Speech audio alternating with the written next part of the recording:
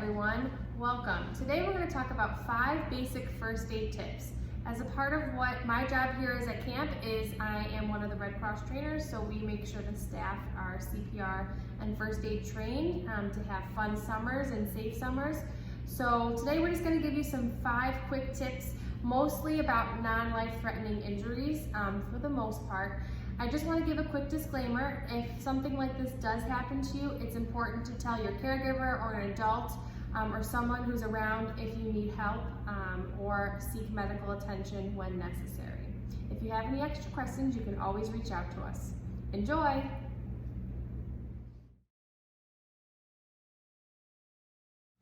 Okay, let's talk about heat exhaustion and heat stroke. Heat exhaustion is the loss of body fluid through sweating and high heat and humidity.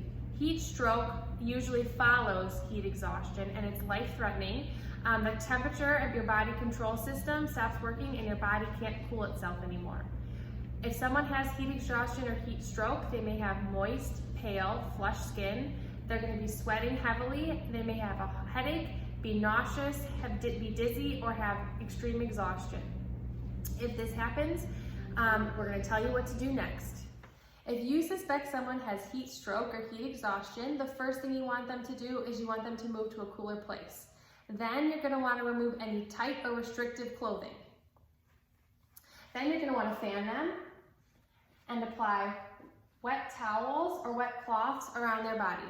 If they're conscious and they're able to drink, you're going to want to give them small amounts of cool water or anything like Gatorade. You're going to monitor their condition, and if they throw up, have a change in consciousness, or all around something doesn't seem right, that's when you're going to want to call for help, specifically 911. Next, let's talk about insect bites and stings. Someone who's been bitten or stung will feel pain. Check for a bite mark or stinger where you may have been stung or bitten. Next, if you've been stung, you're going to want to try to remove the stinger. You can try and get it out with your fingernails, or you can get it out with a credit card, which we'll show you next. If someone starts to show sign of anaphylactic shock, so they might be allergic to a bite or a sting, then you're going to want to use their EpiPen if they have it, and you're going to want to call 911. If someone isn't allergic, bites and stings happen all the time. You're just going to want to make sure that you cover the bite or the sting with a Band-Aid once you've removed the stinger if needed. So as we said, you're going to want to remove the stinger as quickly as possible if you've been stung. You can remove it with your fingers, or you can use a credit card or tweezers to swipe it away. Once the sting is removed, again, you're going to want to wash it with soap and warm water, clean it off, and then put antibiotic ointment and a Band-Aid on it to make sure that it doesn't get infected.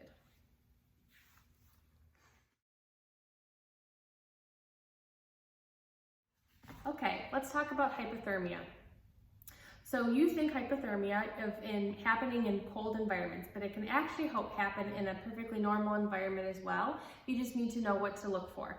A person can become really disoriented. They've got shivering, they're gonna be shivering, they'll be pale, they'll have really cold skin to the touch. If you suspect hypothermia, you need to call 911 as soon as possible or get someone to do it.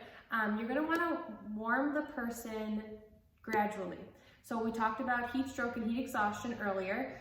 You really want to cool that person down right away. If someone has hypothermia and they're too cold, you can actually warm them up too quickly. So you want to warm them up gradually by wrapping them in warm blankets, allowing their body temperature to gradually increase.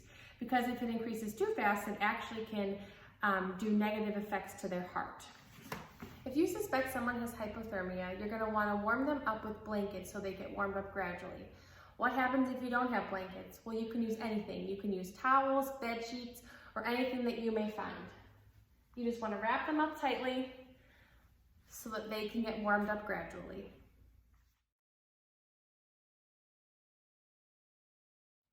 Let's talk about a sprain or a strain. A sprain or a strain happens when your body is moved in an unusual or uncomfortable way, and you may have discomfort following. So this happens maybe if you fall and twist your ankle, or you run into a wall and hit your wrist. You may have swelling or bruising around a joint or a muscle. This is not a broken bone. A broken bone is much worse than this, and you would need a doctor's help for that. Usually if something like this happens, you can see your school nurse if you're in school, or your parents, and they can help you out. So if you've got a sprain or a strain, let's talk about what you may do to help with that. Okay, so let's talk about what you need to do if you have a sprain or a strain. Again, you're always going to want to ask an adult for help, but I have an acronym for you to remember, RICE. R stands for rest, so rest at the body part that you've hurt. I stands for immobilize, so keep it still. You want to make sure that whatever you've hurt, you want to keep it still and not move it. That's going to help it heal and help with any discomfort. C is cold, so cold for cold compress. All right, we have our veggies here. Remember, if you don't have feeling in a certain body part that you feel like you may have hurt, you always want to do this anyways, have an adult look after you, but you want to make sure that you have a towel underneath and that you're keeping an eye on the skin, because you don't want the skin to get too cold. Our rule of thumb usually, and what the Red Cross says, is 20 minutes on, 20 minutes off, but again, ask your parent what they decide they want to do, or your caregiver. So Lily hurt her wrist here. We're just going to keep some cold or some ice or our frozen veggies on to help with any of the discomfort or the pain. It also helps with the acute swelling of the area. And finally, E is elevate. So keeping the injured area, whether it be your wrist, your ankle, your leg, up, that's going to also help with healing. So remember, RICE if you have a strain or a sprain, but always ask your family member, adult, caregiver, school nurse, teacher, if you've had a situation like this for help. These are just tools to help you kind of get to know what to do and maybe help a friend out in the future.